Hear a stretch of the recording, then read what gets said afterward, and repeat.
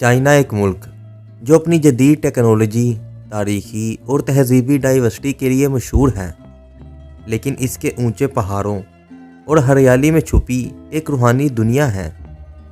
यहाँ के मुस्लिम गांव और शहर, जहाँ इस्लाम और तहजीब का एक बेमिसाल इत्तेहाद देखा जा सकता है। आज की वीडियो में हम ना सिर्फ आपको चाइना में मुस्लिम गांव की सैर करवाएंगे, बल्कि इस्लाम चाइना में कैसे और किस सदी में आया, और आपको दिखाएंगे चाइना का छोटा मक्का, और साथ ही देखेंगे चाइना के कुंग-फू मास्टर इमाम और इनकी ज़िंदगी, और जानेंगे कि आज के टाइम में चाइना में मुस्लिम कम्युनिटी को किन सख्त हालात का सामना है।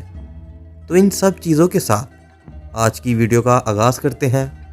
आप देख रहे हैं इम्स पॉइंट। चीन का रकबा तकरीबन 93 लाख मुरब्बा किलोमीटर है, जो इसे रूस और कनाडा के बाद तीसरा बड़ा मुल्क बनाता है। चीन में 700 से ज़्यादा शहर और 47,218 से ज़्यादा गांव हैं। चाइना में शियान, खासगर और तुर्पान जैसे शहरों में ताजरों के ज़रिए इस्लाम ने अपनी जगह बनाई। इन मुस्लिम बस्तियों का असर आज भी वहाँ के गांव और शहरी ज़िंदगी में नज़र आता है।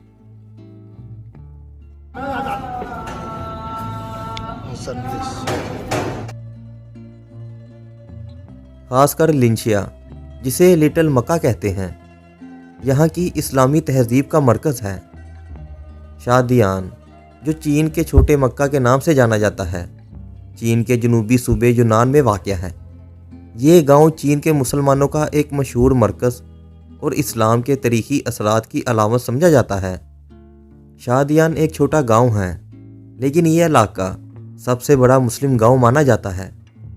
गांव की आबादी तकरीबन 30,000 अफराद पर मुश्तमिल है, जिसमें अक्सरियत मुसलमानों की है।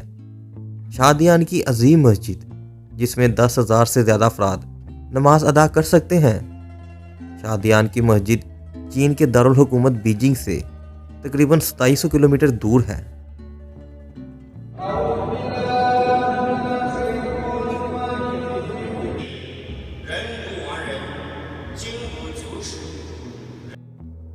लिंशिया, जिसे लिटिल मक्का कहते हैं, यहाँ ईद उल फितर और ईद उल अज़हा का जो जश्न होता है, वो सिर्फ एक मजहबी फरीज़ा ही नहीं, बल्कि एक तहजीबी तश्कील भी है।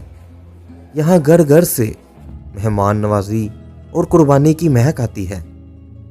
शादियान छोटा मक्का कहलाने की वजह से यहाँ के मुसलमानों के लिए एक अलग अहमियत रखता है। एक सेकंड के लिए आंख को बंद करें और मस्जिद के बारे में सोचें। आपके दिमाग में एक बड़ी ही खूबसूरत मस्जिद की तस्वीर आएगी, जिस पर एक गुंबद तो ज़रूर होगा, लेकिन आंख को खोलें और इस मस्जिद को देखें।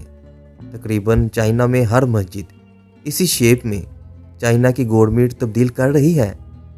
जैसे ये मस्जिद, शादियान की अजीम मस्जिद, जो कभी चीन के जनूबी सूबे यूनान में इस्लामी सकाफत और असर व रसूख की एक शानदार अलामत हुआ करती थी, अब अपनी असली शक्ल में बाकी नहीं रही।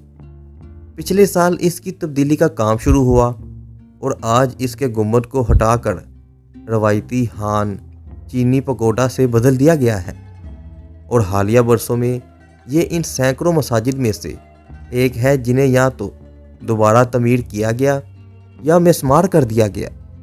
ये सब हुकूमत की इस मुहिम का हिस्सा है, जिसका मकसद मुस्लिम इबादत गाहों को चीनी असर व रसूख और किरदार के तहत लाना है। ये बुनियादी तौर पर इस्लाम और मुस्लिम होने के अवामी इजहार पर हमला है, ताकि मसाजिद कभी भी नुमाया ना हो सके। इस मुहिम का मकसद चाइना के मुस्लिम कम्युनिटीज़ में से इंतहा पसंदी, यानी कि आप आसान अल्फाज में कह सकें तो इस्लामी नज़रिए को ख़त्म करना था, और इस्लाम को सख्त रियासती कंट्रोल के तहत लाना, ताकि मुसलमान चीनी मुस्लिम के तस्वर के मुताबिक ढाल जाएं। ये चीन की आखिरी बड़ी मस्जिद थी जो अभी तक अपने अरबी तर्ज तमीर को बरकरार रखे हुई थी। इसके बुलंद मीनार अब मौजूद नहीं, और मरकज़ी हिस्से में एक चीनी परचम बुलंद किया गया है। चीन की एक दूर अफ्तादा और खामोश वादी में एक शख्सियत रहती है جو جسمانی اور روحانی طاقت کا نادر امتیاز ہے۔ امام حمزہ، جو نہ صرف ایک ماہر دینی عالم ہے بلکہ ایک کنگ فو ماسٹر بھی ہیں۔ امام حمزہ، جن کا تعلق چین کے مسلمانوں کی قدیم کمیونٹی سے ہے، اپنی زندگی اسلام کی خدمت اور جسمانی تربیت کے لیے وقف کر چکے ہیں۔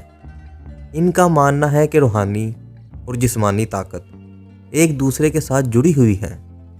کنگ فو، جو چین کی قدیم جنگی روایت ہے، امام حمزہ کی زندگی کا اہم حصہ ہے۔ ان کا کہنا ہے کہ یہ صرف جسمانی ورزش ہی نہیں بلکہ ایک روحانی تربیت بھی ہے، جو انسان کو اپنے نفس پر قابو پانے اور امن قائم رکھنے میں مدد دیتی ہے۔ امام حمزہ کا گاؤں ایک مثالی اسلامی کمیونٹی ہے جہاں ہر شخص امن، محبت اور ایک دوسرے کی مدد کا جذبہ رکھتا ہے۔ گاؤں کے نوجوان عوام کے پاس نہ صرف دین کی تعلیم حاصل کرتے ہیں بلکہ زندگی کے چیلنجز سے نپٹنے کے لیے جسمانی تربیت بھی لیتے ہیں۔ امام حمزہ، جنہوں نے کنگ فو کی مہارت کو اسلام کے اصولوں کے ساتھ جوڑا، نہ صرف اپنے گاؤں کے لیے بلکہ پوری دنیا کے لیے ایک مثال ہیں۔ چائنا میں صرف یہی امام کنگ فو ماسٹر نہیں، اور بھی بہت ہے جن پر بات ہم اپنی آنے والی چائنا مسلم ولیج لائف سٹائل ڈاکومنٹری میں کریں گے۔ اسلام چین میں پہلی بار 7ویں صدی عیسوی میں پہنچا، جب عرب تاجروں اور سیاحوں نے سلک روڈ کے ذریعے چین کا سفر کیا۔ یہ وہ دور تھا جب حضور صلی اللہ علیہ وآلہ وسلم کے زمانے کے قریبی عرصے میں مسلمان دنیا بھر میں اپنے مذاہب کی تبلیغ اور تجارت کے لیے نکلے۔ مشہور روایات کے مطابق 651 عیسوی میں حضرت عثمان غنی رضی اللہ عنہ کے دور کے خلافت میں ایک وفد چین کے شہر چنگان، جو آج کے دور میں شیان کہلاتا ہے، وہاں پہنچا۔ سلک روڈ، یہ تجارتی راستہ، اسلام کے پھیلاؤ میں اہم کردار ادا کرتا رہا ہے۔ عرب تاجر اپنے ساتھ صرف تجارتی اشیاء نہیں بلکہ اسلامی تعلیمات، روایات اور اپنا کلچر بھی لائے۔ چین میں اسلام کا عروج تانگ اور سونگ خاندانوں کے دور میں دیکھنے کو ملا۔ اس دور میں اسلامی تجارت اور سفارت کاری نے تیزی پکڑی۔ عرب تاجروں نے چین میں آباد ہونا شروع کیا اور مساجد تعمیر کی۔ سونگ خاندان، جو 960 سے لے کر 1279 تک رہا، اس دور میں اسلام نے مزید ترقی کی۔ مساجد کے قیام کے علاوہ مسلمان معاشرتی اور تجارتی شعبوں میں بھی فعال ہو گئے۔ چین میں مسلمانوں کے 2 بڑے گروہ ہیں۔ ہوئی قوم، یہ چینی ان نسل مسلمان ہیں جو زیادہ تر ہان قوم سے تعلق رکھتے ہیں۔ یہ گروہ اسلامی تعلیمات کو چینی ثقافت کے ساتھ ملا کر اپنی منفرد شناخت رکھتا ہے۔ ویگور قوم، یہ ترک ان نسل مسلمان زیادہ تر چین کے شمال مغربی علاقے سنکیان میں رہتے ہیں۔ ان کی زبان، ثقافت اور مذہبی روایات زیادہ تر وسطی ایشیا سے ملتی جلتی ہیں۔